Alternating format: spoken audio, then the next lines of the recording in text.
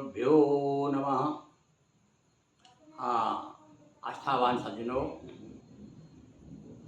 वर्ष भर जिसका इंतज़ार करते हैं, जो अपने पितरों के भक्त हैं वे लोग, और साथ साथ में पितृ भी ये कामना करते हैं, ये आशा में रहते हैं कि हमारा पुत्र निश्चित इन समय जो पितरों का समय है जब उनको छुट्टी मिलती है यहाँ पृथ्वी पर आने की, तो वो भी कामना करते रहते हैं कि हम यहाँ पर आएंगे तो हमारे जो पुत्र हैं वो निश्चित रूप से कुछ ना कुछ हमारी सेवा करेंगे। तो इस अवसर पर विशेष रूप से मैं आपको एक नया कहना चाहिए, पितरों को स्मरण करने का समय है। जो श्राद्ध का समय होता है, पितरों का समय, जैसे कि कड़े दिन, हमारे गांव में कड़े दिन कहते हैं, कनागत, कड़े दिन, श्राद्ध, पितृपक्ष और महालय आदि आदि नामों से हम इसे जानते हैं। और इस बार का जो है पितृपक्ष कब से शुरू हो रहा है और उसकी तारीख क्या है, कुछ लोग असमंजस में है कि 17 को है कि 18 सितंबर को है। तो बंधुओं, हमारे भुवन विजय पंचांग तो 18 सितंबर बता रहा है कि 18 सितंबर से लेकर 2 अक्टूबर तक आपको अपने पितरों को याद करना है। तो आज मैं आपको एक पितृदेव चालीसा सुना रहा हूँ। तो इसमें देखिए तो 2 बात है। एक तो क्या है, पितरों का आप स्मरण करेंगे और जब आप इसका पाठ करेंगे, सुनेंगे, आपके पितृ जो है, आपके पुरखे, वो प्रसन्न होंगे। और साथ साथ में आपको ये भी जानकारी होगी कि कौन से दिन कौन सा श्राद्ध करना चाहिए, श्राद्ध का क्या महत्व है, श्राद्ध की महिमा क्यों है, और इस प्रकार से हमको तर्पण और श्राद्ध और इस समय क्यों किया जाता है। बहुत सी बातें आपको हमारे चालीसा में मिलेगी। और आपको पितरों को स्मरण करते हुए, अपने पितरों का नाम लेते हुए और इस चालीसा को आप सुनेंगे तो निश्चित रूप से आपके पितर जो हैं प्रसन्न होंगे। तो सुनिए, मैं आपके सामने चालीसा का पाठ कर रहा हूँ। जय पूर्वज पुरखे जयति पितरेश्वर महाराज, जय पूर्वज पुरखे जयति पितरेश्वर महाराज, पुत्रों पर करिए कृपा सभी सुधारो काज। पितृ जब नाराज हो जाते हैं तो पितृदोष लग जाता है, और पितृदोष में क्या क्या होता है वो हम आगे इसमें बताएंगे, समझाएंगे। सुनिए आप।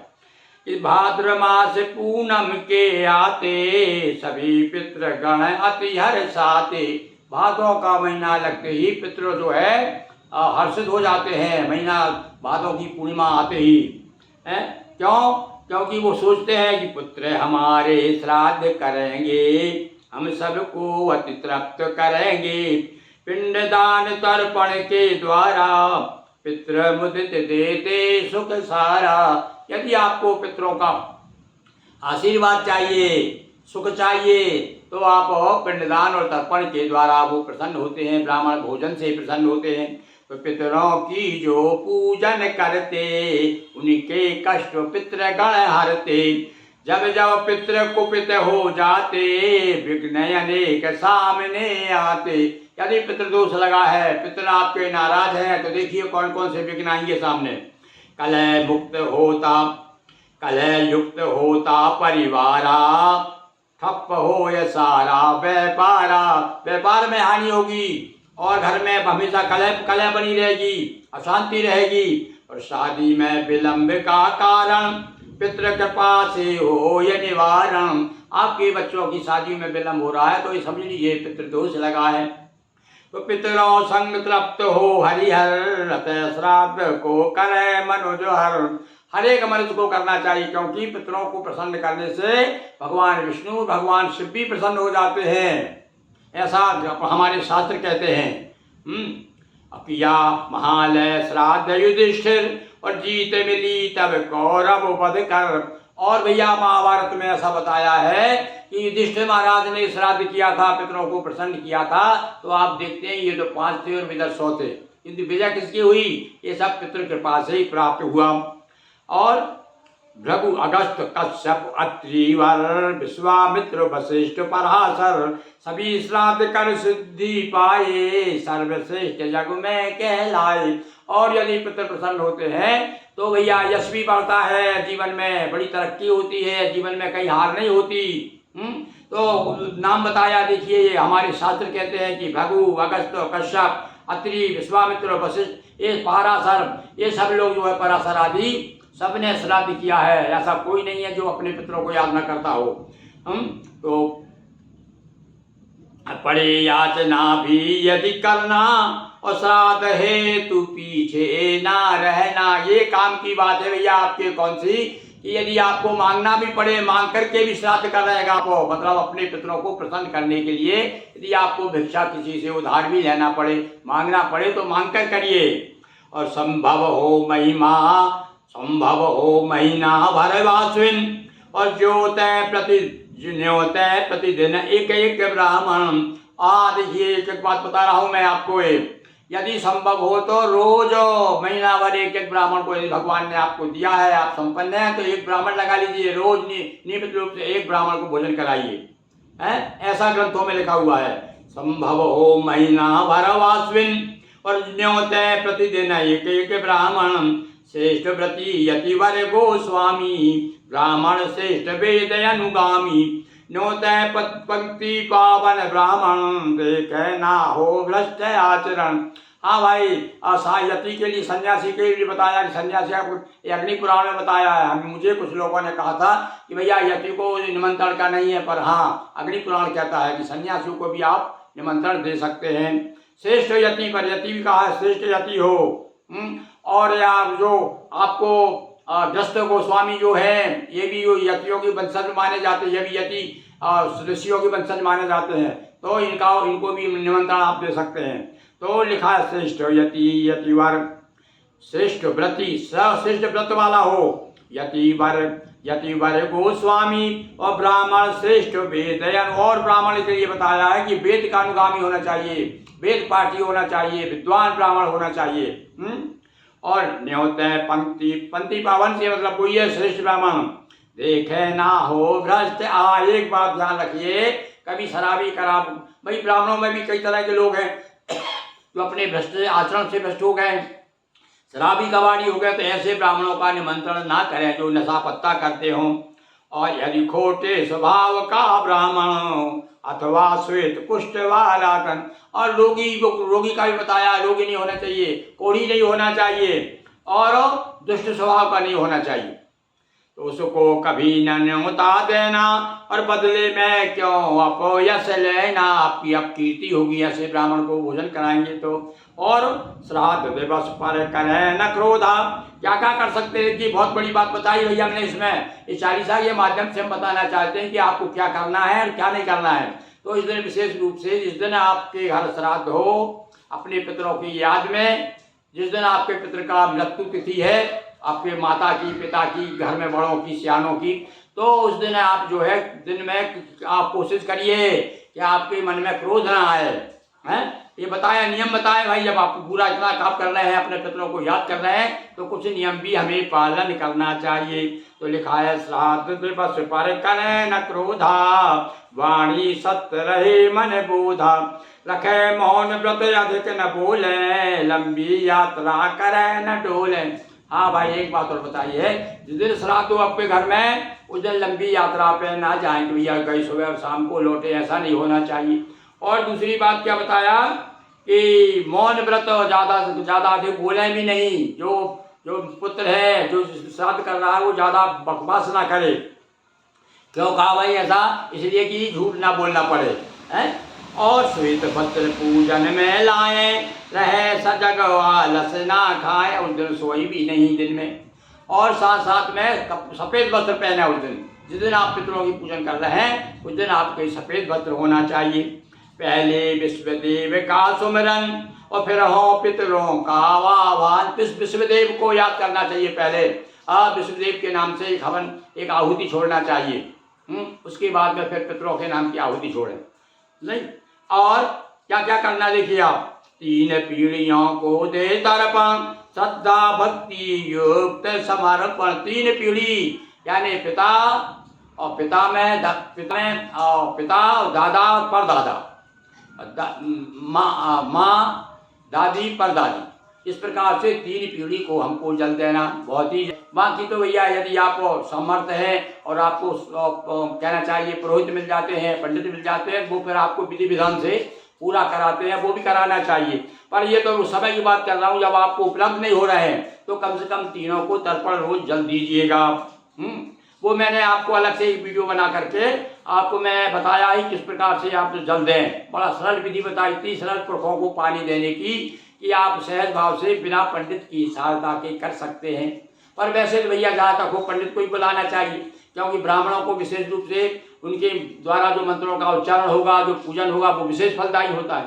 पर फिर भी यदि अब सब जगह तो इतने जगह तो इतने ब्राह्मण तो आप रोज मिल नहीं सकते, तो आप उसके लिए भी हमने सरल सरल ढंग से तर्पण की विधि और श्राद्ध की पूजन का भी बताया है।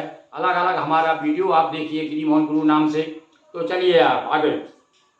देकर अर्घ लगाए भोगा, तिल सर्वत्र करें उपयोगा। हाँ भैया, उस दिन श्राद्ध हो उस दिन आपको तिल का भी उपयोग करना है। बल्कि यहाँ तक बताया है कि थोड़े से तिल बिखेर दें जब भोजन कराएं उस समय, वहाँ तिल का भी महिमा बताई। आदर सहित बुलाए ब्राह्मण, लगकर कुशा बिछाए, और कुशा की आसन लाइए उस दिन आप, ये ध्यान रखिएगा आप हैं। जनरली क्या है, हम अपने घर में जो भी आसन होती है, कई बार तो हम जिसमें बैठे रहते हैं वही आसन पंडित को बिठा देते हैं। देखिए विशेष रूप से बड़ा विशेष ध्यान देना है भाई। ये तर्पण में ऐसा नहीं है कि बुलाए ब्राह्मण को भोजन करा कर विदा कर दिया।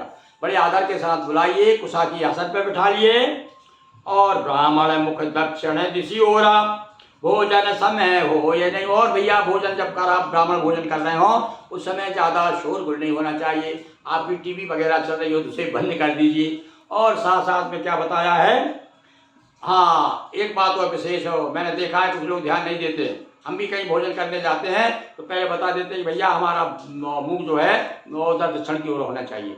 तो दक्षिण दिशा की तरफ ब्राह्मणों का मुख करिएगा। और तिलक करें यरुदेवें दाना, पितृ कृपा से हो कल्याण। और वो तो फिर जानते हैं, तिलक कर करके आप कुछ न कुछ उनको दान दक्षिणा जो भी देते हैं। श्राद्ध प्रतिपदा वित्त प्रदायक। अब यहाँ बताया है कि प्रथमा से लेकर के प्रथम श्राद्ध से लेकर आखिरी श्राद्ध तक क्या क्या लाभ है उसको। प्रथमा का जो श्राद्ध है, अब मैंने बताया ना कि महीना भर आप करा सकते हैं ब्राह्मण भोजन रोज एक का। तो प्रतिपदा का क्या लाभ है वो सुनिए आप।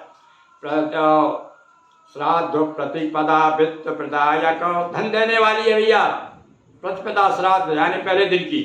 तृतीया तथा चतुर्थी तिथियां, धर्म कर्म की दे स्थितियां। तृतीया चतुर्थी को जो श्राद्ध ब्राह्मण भोजन कराता है, श्राद्ध करता है, तर्पण करता है, और धर्म कर्म में उसका मन लगा रहेगा, धर्म कर्म की प्रवृत्ति बढ़ेगी। पंचम श्राद्ध कही सुत दाता, षष्टम कृषि सप्तम धन दाता। और भैया पंचम और 5वें दिन की श्राद्ध जो है वो पुत्र देने वाली है। और छठवें दिन की और छठवां और 7वें दिन की श्राद्ध जो है वो भी धन देने वाली है। ये भैया अलग अलग बड़े बड़े ग्रंथों से मैंने ढूंढ ढूंढ करके आप लोगों के लिए लाया हूँ। अष्टम श्राद्ध धर्म की दायक, नौमी पशुवाहन सुखदायक। और 8वीं श्राद्ध जो है धर्म देने वाली है, 9वीं से आपको वाहन प्राप्त होंगे। 10वीं देवो पृथ्वी आदि को, 11 से 12 अर्थ प्रदायक। 10वां श्राद्ध जो है वो आपको पृथ्वी गाय आदि का लाभ होता है। और 11 से 12 भी जो है धन देने वाली। और जो 12 12 अब एक बात और बता दें आपको, 9वीं श्राद्ध पूर्णिमा की श्राद्ध तो नाना श्राद्ध कहते हैं उसे, यानी नाना को श्राद्ध करते हैं उस दिन। फिर उसके बाद आया 9वीं श्राद्ध क्या है, 9वीं मातृ नवमी कहते हैं उसे। मातृ नवमी यानी सौभाग्यवती स्त्रियां जो दिवंगत हुई हैं उनका श्राद्ध 9वीं को करना चाहिए। इसी प्रकार से फिर बताया है कि 12 का श्राद्ध, 12 यानी 12वां श्राद्ध। तो 12वें दिन जो है सन्यासियों के लिए कहा गया है कि सन्यासियों का श्राद्ध 12 में करना चाहिए। और उसके बाद में 14 को ऐसे लोगों का श्राद्ध जो अकाल मौत मरे हों, जैसे कि प्राण किसी हथियार वगैरह से घातक शस्त्रों से आघात से जो मरे हों, ऐसे लोगों का 14 को करना चाहिए। और अमावस को, फिर आगे अमावस तो मैंने बताया 18 से लेकर 2 तारीख तक। तो 2 अक्टूबर को अमावस को कुछ लोग क्या है जिनका आपको हमारे यहाँ बाप दादों का नाम याद नहीं है, तो जिन पूर्वजों का नाम याद नहीं है, जो अज्ञात हैं, अज्ञात लोगों के नाम से आप अमावस को जरूर करें। तो इस प्रकार से हमने यहाँ पर वर्णन किया। अब आगे और सुनिए आप। 13 14 और अमावस श्राद्ध करे पाए पूर्वजो यशो। पूर्वजों के द्वारा यश प्राप्त होता है, कीर्ति बढ़ती है। कब हो? 13 14 और अमावस को। और पति आगे जो स्वर्ग सिधाए, नौमी तिथि में श्राद्ध कराए। पति के सामने जिसका जो दिवंगत हो गई यानी सौभाग्यवती, तो उसके लिए नौमी का श्राद्ध बताया है। बिना विवाह निधन हो जावे पंचम। हाँ, एक नई बात सुन लीजिए। कुंवारा यदि कोई मर जाता है तो उसके श्राद्ध पंचम तिथि में यानी 5वीं तिथि को, ये कुछ तिथियां आपको 5वां श्राद्ध, तो उसको थोड़ा ध्यान रखिएगा। 5वीं तिथि को जिसका विवाह यानी कुंवारे में जो मर गया है, कुंवारे में इसका निधन हो गया है, वो पंचम तिथि में उसका श्राद्ध कराना चाहिए। और मौत अकाल शस्त्र से जिसकी 14 श्राद्ध कही गई उसकी। निधन तिथि जिसकी अज्ञाता, उसका श्राद्ध अमावस आता। उसका श्राद्ध अमावस को। देखिए, हमने ये कविता के माध्यम से, चौपाइयों के माध्यम से पूरा वर्णन कर दिया है कि किस प्रकार से आपको श्राद्ध करना है, श्राद्ध के दिनों में किस किस का श्राद्ध कब करना है। पिंडदान जो गया कराते, और बताया भैया गया की महिमा तो है ही। कुछ लोग तो क्या गया गया गया, जो गया गया वो गया, पर साथ साथ में भैया उसके बाद में भी हमें श्राद्ध कराते रहना चाहिए, ऐसा विद्वानों ने कहा है। कुछ लोग तो कहते हैं अरे भैया हो गया, विदा कर दिया हमने। तो ऐसे लोग जिनको माता पिता के प्रति श्रद्धा नहीं है, वे ऐसी बातें करते हैं। बराबर आप तर्पण दीजिए उनको और श्राद्ध करिए, ब्राह्मणों को भोजन कराइए। तो पिंडदान जो गया कराते, उनके पितृ तृप्त हो जाते। जय जय जय पितरेश्वर देवा, छंद श्राद्ध स्वीकारो सेवा। और मैं अपने पितरों को प्रणाम कर रहा हूँ कि जो छंद के माध्यम से मैंने जो शब्द सेवा की है, वो हे पितरों स्वीकार करिए। श्राद्ध पक्ष में पितर को श्रद्धा युक्त प्रणाम। यदि आप सुन रहे हैं तो आप भी हाथ जोड़ करके अपने पितरों को प्रणाम कीजिए। श्राद्ध पक्ष में पितर को श्रद्धा युक्त प्रणाम करें। श्राद्ध तर्पण सहित सकल हो यह सब काम। बोलिए पितरेश्वर भगवान की जय। हाँ, तो बंधु, आज हमने चालीसा के माध्यम से पितरों को बारे में जानकारी, ऐसी जानकारी दी जो अनेक लोगों को, आप लोगों में से नहीं मालूम होगी। आपको एक नई जानकारी मिली। और यदि आपको ये जानकारी अच्छी लगती हो, आप इसका अनुसरण करते हैं, तो आप लोगों से हम आग्रह करते हैं, आपके पितृ भी प्रसन्न होंगे, क्योंकि पितरों की महिमा हमने गाई है। इसलिए आप सबसे पहली बार यदि आ गए हैं आप, तो सब्सक्राइब कीजिए। और बाकी जो हमारे सदस्य हैं वे तो निश्चित रूप से फॉलो करें, शेयर करें और व्यूज बढ़ाएं। इस प्रकार से आज हमने आपको पितरों के बारे में बताया। अब ये चालीसा जो अलग से हम इसका पाठ करेंगे, तो वो आप सुनना चाहेंगे कि पाठ सुन सकते हैं रोज जो है 1 महीना आप रोज पितरों को याद करिए। सवेरे सवेरे लगाइए, शाम को लगाइए, पितरों को याद कीजिए और उसका पुण्य फल प्राप्त कीजिए।